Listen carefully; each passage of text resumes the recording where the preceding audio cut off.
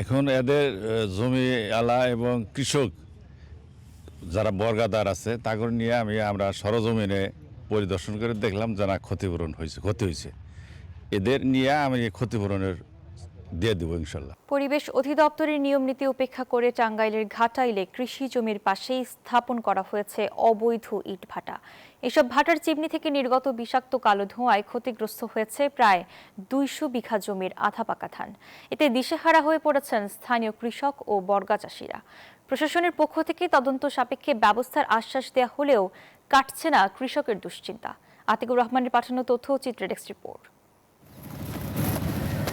হাতে আর মাত্র কদিন বাকি, এরপরই গোলায় ওঠার কথা ছিল সোনালী ধান, কিন্তু কৃষকের সেই স্বপ্ন বিষাদে রূপ দিয়েছে অবৈধ ইটভাটার কালো ধোঁয়া।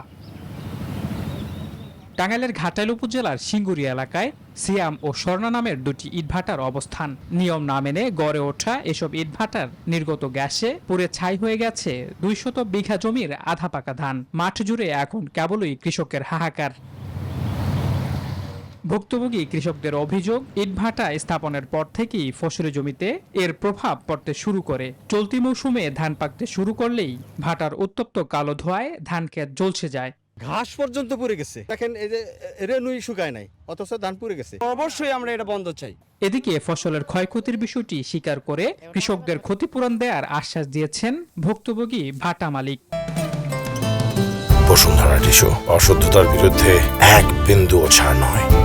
এখন এদের জমি আলা এবং কৃষক যারা বর্গাদার আছে তাকে নিয়ে আমরা সরজমিনে পরিদর্শন করে দেখলাম যারা ক্ষতি হয়েছে এদের নিয়ে আমি ক্ষতিপূরণের দিয়ে দেবো ইনশাল্লাহ।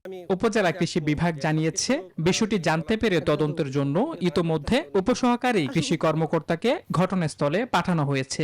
আমার অফিসারকেও পাঠিয়েছি তদন্তে, এখন হচ্ছে দেখে বিস্তারিত হচ্ছে মাইকের ঘটনা হচ্ছে মানে দেখার সাথে হবে। দ্রুত ফসলের ক্ষতিপূরণ এবং লোকালয় ও কৃষি জমির বুক চিরে গড়ে ওঠা এসব অবৈধ ইটভাটা বন্ধের দাবি জানিয়েছেন স্থানীয়রা। Desk report, news 24।